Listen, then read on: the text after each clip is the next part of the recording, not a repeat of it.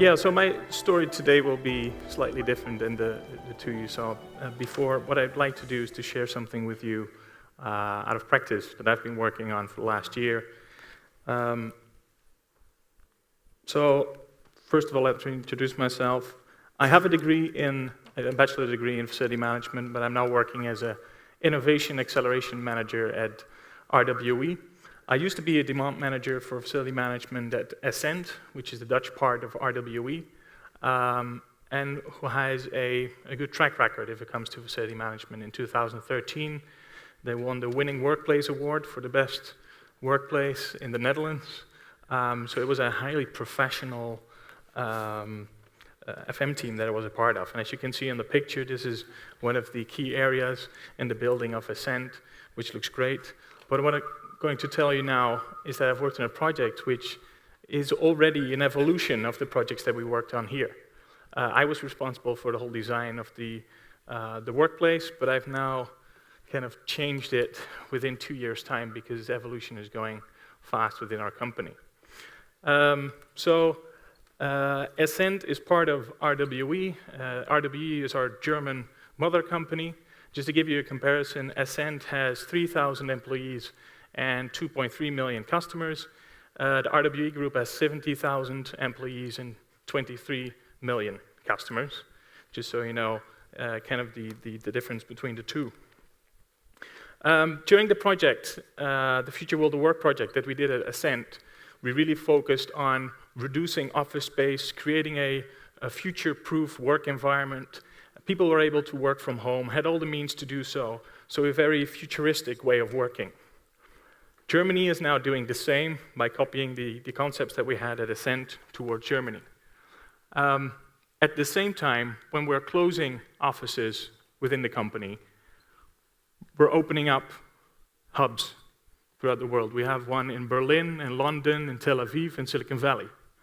And why are we doing this? Because RWE, an energy provider, is now seen to be the dinosaur who is about to be extinct. Because we deliver energy, and people at home are now finding ways to produce their own energy. Right? So there's different companies that get into the market that exchange energy, and people can exchange energy themselves. At least that's what we expect in the next 5 years' time. So RWE is in a very big need of change, and of change towards an innovative company. You can imagine this is a very difficult task for a company of 70,000 employees. So if we look at how can we support this change of innovation, what we feel is that we'd like to be innovative, but we as a company are just too slow to cope. So we're always saying that people are changing far more rapidly than the company that is supporting them. You see daily examples everywhere, and one of the most recognizable perhaps is the one where you would like to do stuff with your own laptop, but you cannot do it on the work laptop because you don't have the means to do so. It has to do with risk, it has to do with IT programs, what have you. Youngsters that get off out of education can do a lot more. I even had to switch from the Windows version 2011 back to 2008 because I had to use an older system. Right? So there's a lot of things that companies cannot facilitate, while it is something that the youngsters, new generations need. And we are now, as RWE, also looking for a way to get in contact with this innovative people that would like to work at our organization. So a change is needed. What we think is, I think I have a similar problem here. Yep. What we think is needed is that we should be ready to focus on a new type of worker that will be working at RWE. And this worker will still be the knowledge worker that we have today, but it should also be somebody who can be creative and innovative, to come up with good ideas that turn into innovations, so we can commercialize those ideas. And to do this, we need a completely different type of environment to support them. Not just in means of technology, but also in means of the culture that you'll feel when you get into the building. So what I'm going to show you now is the project that we've been working on to at least make a start of that change within the company, and what it took us to go through the whole process of it. So if we look at the evolution of the work environment, for instance at ESSENT, in the Dutch company, you can see that there's always been a nice 10-year gap in between moving from one structure to the other one. So we went from the cell offices to the office gardens to a standardized package of desks that we provided to the people in the company. And in 2010, we started this great Future World of Work project, which was finished somewhere in 2014. And already when we finished working on that project, we discovered that there was a new need for at least a network that was growing within our organization, which was people focusing on innovation and innovation projects. So that's why we started with this new project. So we changed the environment that we've had at ESSENT first, simply because that is the Dutch part of RWE, had a track record with redesigning their office, and it has the culture to really adopt this.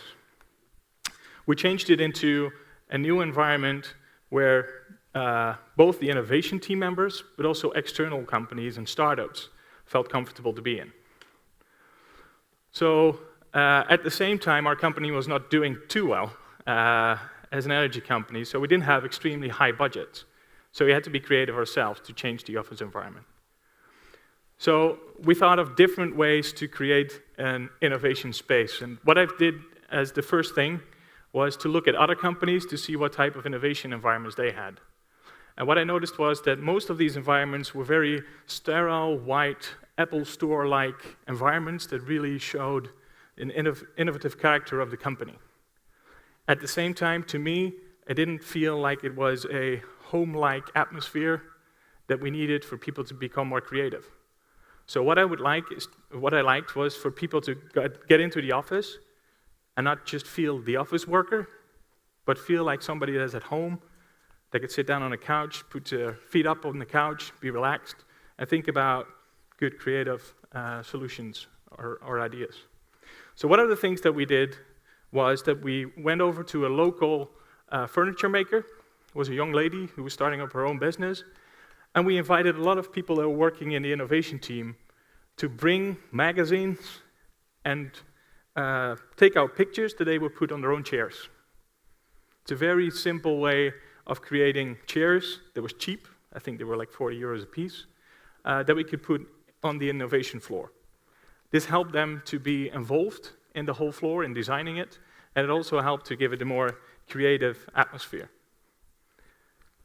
What we also did was we talked to a local builder, and we said we wanted to have a very nice piece as a proper piece on the floor that was a wooden library, and we wanted to create it out of pallets. Right? So imagine this is within a company that has a lot of contracts with suppliers, legislations, risk management, and what have you, and we said we would like to have pallets up there. So we asked the local builder to have a look at how he could design this, and it just simply started working on it. And later on, you'll see the pictures of what it really looks like. But this already got a lot of attention within the company for people that had no idea what we were doing, because this was totally different than the normal way of designing floors. We used some foil to change the office space into a different atmosphere, and within the meeting rooms we made sure that all the different walls had a foil on top as well, so you can write everywhere. Very practical. So here you can see the chairs that we've put up. So of course these are not the chairs that you need for your day-to-day work, so it's a mixture of desks that you can work on, but at the same time you still have these chairs to, for instance, have lunch. This table, for instance, we had a discussion with our procurement team about why we needed this table, because they said, well, if something happens and people fall and they hit their head on the table, how about the risk? Because normally we have our suppliers and then this is all covered, and how should we do this? And I had to go back to them and say, okay, how long have you been working here? 6 years, okay. How often did somebody fall and hit their head? Yeah, never.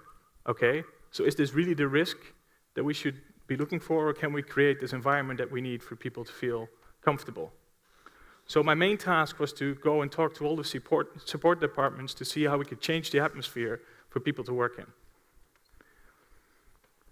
Here you see an example of one of the people in the team that created its own, he has a 3D printer, so he created a chessboard, and we found a table where you could play chess, simply because we wanted to support play in the area where we wanted to have people to become creative. This is the library that we worked on. And everybody was afraid that we couldn't do it because of fire safety issues. But we've called the fire department and we just asked them the relevant questions. How can we do this? Rather than, why isn't this possible? And it is doable. This is one of the most popular places on the innovation floor at the moment where people can really meet and interact and have meetings as well. Crayon walls for people to write stuff on, completely different than the original concepts that we've had with the Future World of Work, which was all high design, very classy stuff. And the difference is this couch here is about 300 euros, second-hand, and the other couches were a few thousand from top designers. So what we noticed after building the floor is that people have a different behavior. And we've been working with researchers to have a look at what really the effect is of this floor. And even though it's very difficult to state, we can now see that people really like to be on this floor. It has already been copied, the concept, to Czech, the UK, Belgium, and Germany, because people really like to work in an environment that is more inspirational, more creative. What is interesting is, on the left here, you see a big light. So there's a button there which says, in case of success, panic, and press the button. There's a radio attached to it, so if you press it, you have a good idea. Radio goes off, you see a big red flashlight through the whole department. It's next to the atrium in the building, so the whole building will see that something is happening on that floor. So it has a very big impact, and it's just something fun. Other companies visited us, and they asked us the questions, okay, where did you buy that? We said, well, just somebody designed it. It's just a techie in our team that built it himself. It's just a way of being creative. We now have meetings on our floor every month where people bring in their own food. This is completely different than how we used to do it. You should go to the cafeteria and have lunch there, because there is where we have the professionals that can take care of it. But we said, no, we really like people to be together on the same floor. We have a fridge on the floor. We have our own coffee machine on the floor, which is all completely the opposite of how we used to do it. Even the meetings that take place on this floor is not just on the meeting rooms, it's on the whole floor. And everybody just knows, okay, if we go there and there's a meeting, they should respect the people that work close to them. So if they think it's too loud, then you have to move. So it's a more loose type of culture that we've created there. And I've talked with the Chief Innovation Officer and the Innovation Director, and I said, okay, now that we have an interesting area within our office environment, but we have a lot of extras that we have to take care of. So this is not really fair for the rest of the organization. So there's a few ways of dealing with this, and one could be that we pay a higher price for the service level that we are receiving. Or we make sure that the people on our innovation floor are responsible for the floor themselves, which obviously would distract them from their day-to-day work. But I recommended that the team would be responsible for the floor.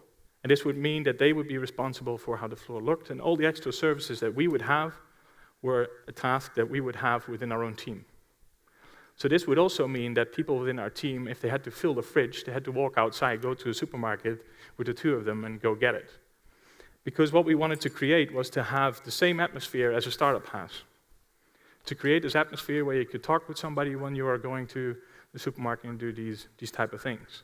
So it was a deliberate choice, and of course all the basic functionalities that we have that are the same in the rest of the building, cleaning windows, we still have the same cleaning and maintenance and all the other services, but everything on top, we do it ourselves. Because we all feel more responsible for our area, our floor, which makes it more like this is our company.